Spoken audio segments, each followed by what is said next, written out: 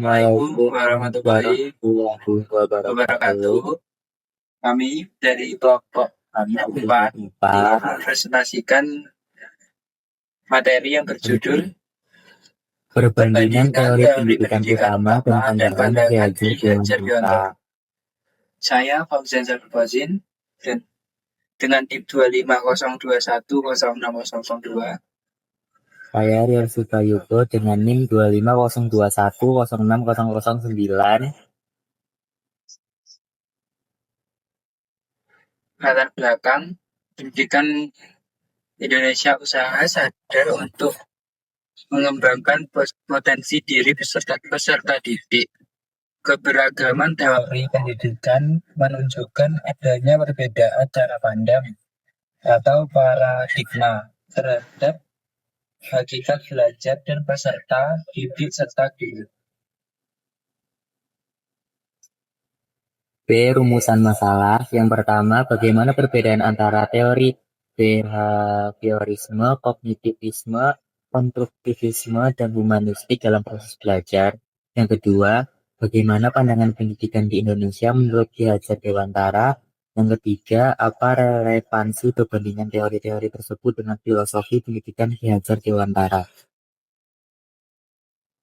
C. Tujuan presentasi memahami konsep inti dan perbedaan antar teori belajar utama. Yang kedua, mengidentifikasi prinsip-prinsip pendidikan menurut Ki Hajar Dewantara.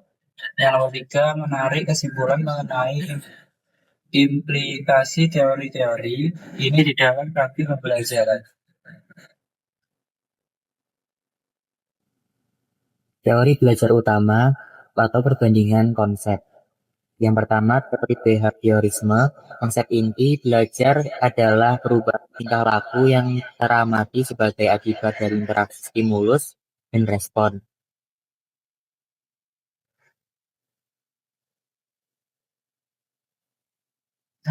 Peserta didik dianggap pasif atau seperti kertas kosong, tabula rasa, peran guru, stimulus, pengontrol lingkungan, dan pemberi penguatan atau hukuman. Tujuan pembentukan perilaku yang diinginkan atau kompetensi. Tokoh utamanya ada Ivan Pavlov, D.B. Watson, dan D.F. Skinner. B. Teori kognitivisme. Konsep intinya yaitu belajar adalah perubahan struktur kognitif, persepsi, pemahaman, dan proses berpikir.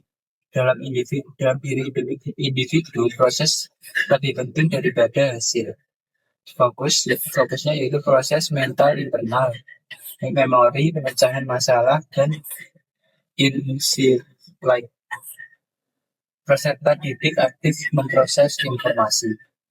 Peran gurunya yaitu menyajikan materi dalam struktur yang logis dan memfasilitasi penemuan koleksi antar konsep, dan tujuannya yaitu pencapaian pemahaman dan pengembangan kemampuan berpikir. Tokoh utamanya yaitu Jet Babiot, Jerome Bruner, dan Robert Gardner. Yang ketiga ada teori konstruktivisme. Konsep inti, belajar adalah proses pembentukan pengetahuan secara aktif oleh individu melalui pengalaman dan interaksi sosial.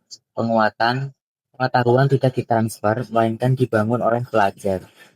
Fokus, peran aktif peserta didik dalam membangun makna. Peran guru sebagai fasilitator, mentor, dan menyediakan pengalaman belajar yang relevan atau konteks nyata. Tujuannya untuk menghasilkan individu yang memiliki pengetahuan yang kaya, fleksibel, dan mampu memecahkan masalah.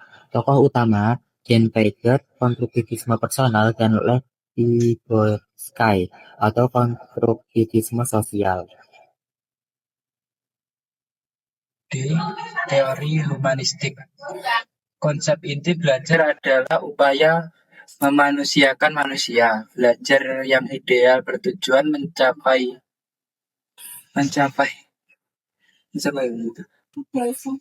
aktualisasi manusia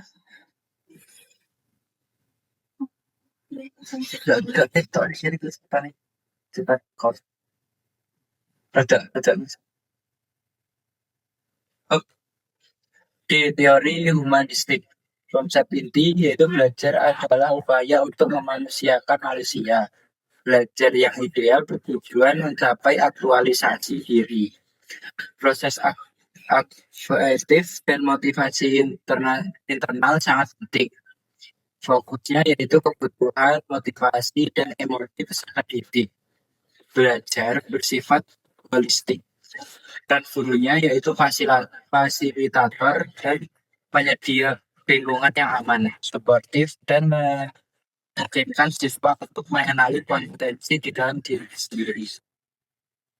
Tujuannya yaitu mencapai pemahaman diri dan potensi terbaiknya, yaitu aktualisasi diri. Tokoh utamanya yaitu Carl Rogers dan Abraham Maslow.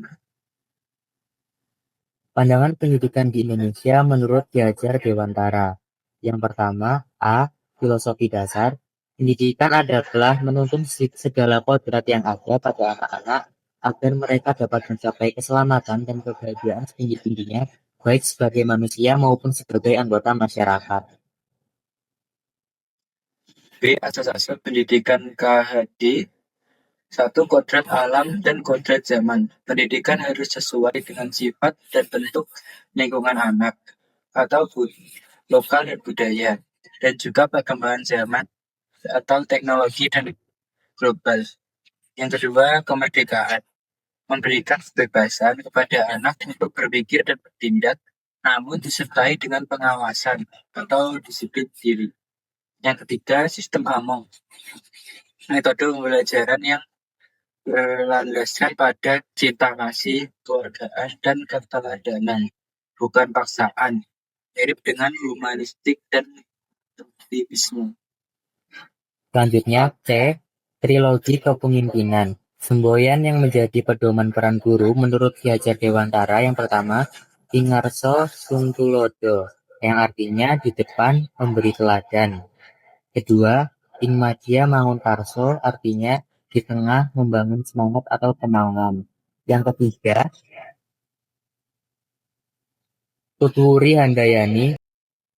Kesimpulannya, 4 teori belajar utama yaitu behaviorisme, kognitivisme, konstruktivisme, dan humanistik memberikan perspektif yang berbeda tentang bagaimana belajar terjadi, mulai dari perubahan perilaku eksternal hingga proses berpikir internal, dan pembangunan pengetahuan serta pencapaian potensi diri.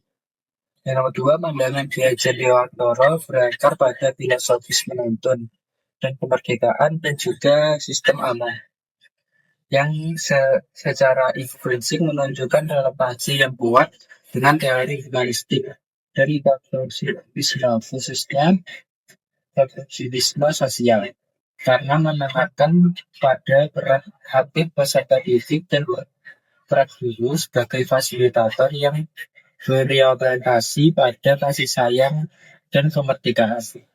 Yang terakhir, penerapan efektif dalam pendidikan modern membutuhkan pendekatan kolektif atau menggabungkan yang terbaik dari semua teori dengan filosofi KHD sebagai landasan nilai yang berfokus pada potensi anak secara utuh. Sekian, terima kasih. Dari kami, terima kasih. Silakan bertanya di kolom komentar.